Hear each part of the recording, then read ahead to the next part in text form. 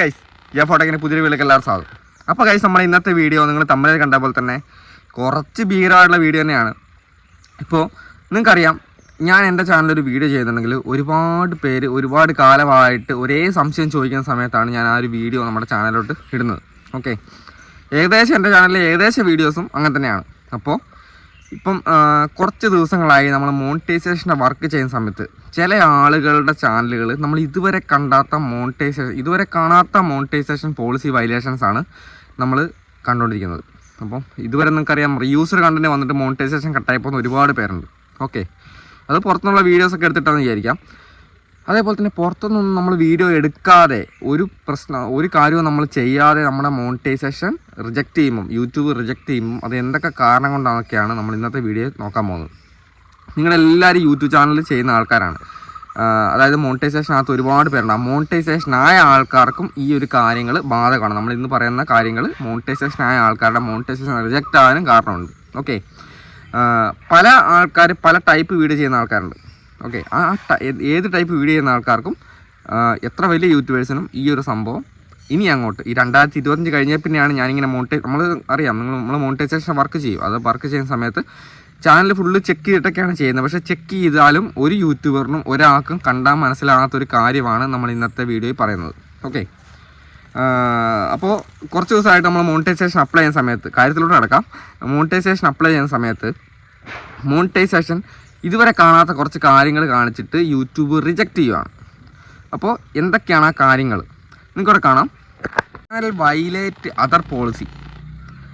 സാധാരണ നമുക്ക് കണ്ടുകൊണ്ട് വരുന്നത് റീയൂസർ കണ്ടൻറ്റ്, റിപ്പറ്റേറ്റീവ് കണ്ടൻറ്റ്, ഇങ്ങനെ രണ്ടെണ്ണമാണ് കൂടുതലായിട്ട് ഇതുവരെ നമ്മൾ കണ്ടുകൊണ്ടിരുന്ന സംഭവം. ഇപ്പം ചാനൽ വയലേറ്റ് അതർ പോളിസി.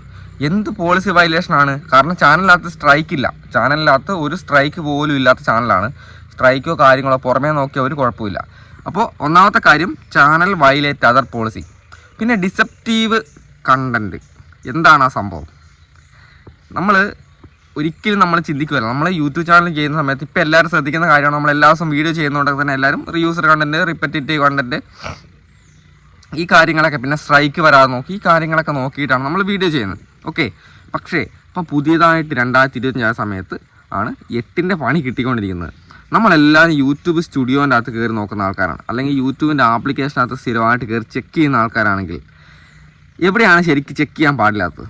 അതായത് പലരും പറയും യൂട്യൂബ് സ്റ്റുഡിയോ കയറി എപ്പോഴും ചെക്ക് ചെയ്ത് നമ്മുടെ ചാനൽ ഫ്രീസ് ആവും. പക്ഷെ അങ്ങനെയല്ല. തമ്പനയിലകത്ത് ഞാൻ നിങ്ങളെ എൻ്റെ വീഡിയോയിൽ കൊണ്ടുവരാൻ വേണ്ടി മാത്രമാണ് യൂട്യൂബ് സ്റ്റുഡിയോൻ്റെ കാര്യം പറഞ്ഞത്. പക്ഷേ യൂട്യൂബ് സ്റ്റുഡിയോ അല്ല, യൂട്യൂബിൻ്റെ ആപ്ലിക്കേഷനിൽ നിങ്ങൾ സ്ഥിരമായിട്ട് ചെക്ക് ചെയ്യുന്ന ആൾക്കാരാണെങ്കിൽ നമ്മൾ പോലും അറിയാതെ നമ്മളുടെ വാച്ച് അവർ അല്ലെങ്കിൽ നമ്മുടെ ആഡ്സിൻ്റെ അകത്ത് നമ്മൾ മോണിറ്റൈസേഷൻ ആയ ആൾക്കാരാണെങ്കിൽ ആഡ്സ് നമ്മൾ വർക്ക് ചെയ്യിക്കുകയാണ്. അതേപോലെ തന്നെ നമ്മുടെ വാച്ച് അവർ നമ്മൾ കൂട്ടിക്കൊണ്ടിരിക്കുകയാണ്. അപ്പോൾ അത് യൂട്യൂബിന് ഒരു രീതിയിലും മുന്നോട്ട് കൊണ്ടുപോകാൻ സമ്മതിക്കത്തില്ല. അതിൻ്റെ ഒരു ഉദാഹരണമാണ് മോണിറ്റൈസേഷൻ വയലേറ്റ് അതർ പോളിസി എന്ന് പറയുന്നത്. ഓക്കെ, അതായത് നമ്മൾ തന്നെ നമ്മുടെ ഇൻവാലിഡ് ക്ലിക്ക് ആക്ടിവിറ്റി എന്ന് പറഞ്ഞിട്ടാണ് സാധാരണ ഇതിന് മുമ്പ് ഇൻവാലിഡ് ക്ലിക്ക് ആക്ടിവിറ്റി എന്ന് പറഞ്ഞ രീതിയിലാണ് ഇതിനു മുമ്പ് മോണിറ്റൈസേഷൻ റിജക്റ്റ് ചെയ്തുകൊണ്ടിരുന്നത്. പക്ഷേ ഇപ്പോൾ ഇങ്ങനെയല്ല വന്നേക്കുന്നത്. അത് അതർ പോളിസി വയലേഷൻ എന്ന് പറഞ്ഞാൽ അതിൻ്റെ അകത്ത് വരുന്ന കാര്യങ്ങളാണിതൊക്കെ.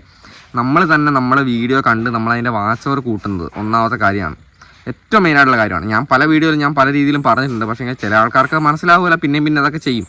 പക്ഷേ ഒരിക്കലും നമ്മൾ ചെയ്യാൻ പാടില്ലാത്ത കാര്യമാണ്.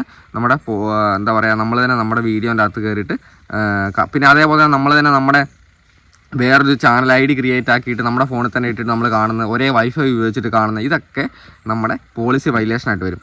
അടുത്തായിട്ട് ഡിസെപ്റ്റീവ് കണ്ടന്റ് എന്നാണ് പറയുന്നത്. ഇതെന്താണ് സംഭവം? ഡിസെപ്റ്റീവ് കണ്ടൻറ്റുകൾ എന്ന് പറഞ്ഞാൽ യൂട്യൂബിനെ തെറ്റിദ്ധരിപ്പിക്കുന്ന രീതിയിലുള്ള കണ്ടൻറ്റുകൾ. യൂട്യൂബിനെ നമ്മളിപ്പം അൾട്ടേഡ് കണ്ടൻറ്റുകൾ എന്നൊക്കെ പറയുന്ന പോലെ തന്നെ അൾട്ടേഡ് കണ്ടൻ്റ് അല്ല, പക്ഷേ ആൾക്കാരെ തെറ്റിദ്ധരിപ്പിക്കുന്ന പോലുള്ള കണ്ടൻറ്റുകൾ, യൂട്യൂബിനെ വഞ്ചിക്കുന്ന രീതിയിലുള്ള കാര്യങ്ങൾ നമ്മൾ പല രീതിയിലുള്ള മോണിറ്റൈസേഷൻ കാര്യങ്ങളൊക്കെ നമ്മൾ ചെയ്യുന്നുണ്ടാവും. അപ്പോൾ ആ രീതിയിലുള്ള ചെയ്ത്തുകളൊക്കെയാണ് കൂടുതലായിട്ട് ഈ ഒരു മോണിറ്റൈസേഷൻ ഡിസെപ്റ്റീവ് കണ്ടൻറ്റിൻ്റെ അകത്ത് വരുന്നത്. ഓക്കെ, അപ്പോൾ നമ്മൾ നേരായ വഴിക്ക് എല്ലാ രീതിയിലും പോവുകയാണെങ്കിൽ, അല്ലെങ്കിൽ യൂട്യൂബിനെ തെറ്റിദ്ധരിപ്പിക്കാത്ത രീതിയിലുള്ള കാര്യങ്ങളൊക്കെ ചെയ്യുവാണെങ്കിൽ നമ്മുടെ ചാനൽ ഒരു രീതിയിലും കുഴപ്പമില്ലാത്ത രീതിയിൽ മോണിറ്റൈസേഷൻ ആക്കാൻ പറ്റും.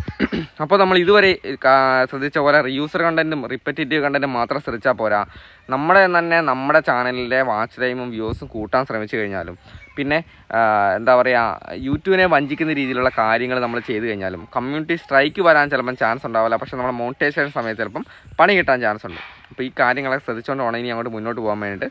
അല്ലെങ്കിൽ ഒരിക്കലും നമ്മൾ ചാനൽ മോണിറ്റൈസേഷൻ ആവില്ല, മോണിറ്റൈസേഷൻ ആയിട്ടും കാര്യം ഉണ്ടാവില്ല, വരുമാനം കിട്ടുന്നുണ്ടാവില്ല. അപ്പോൾ എന്തായാലും അടുത്ത വീഡിയോ കാണാം. ബൈ.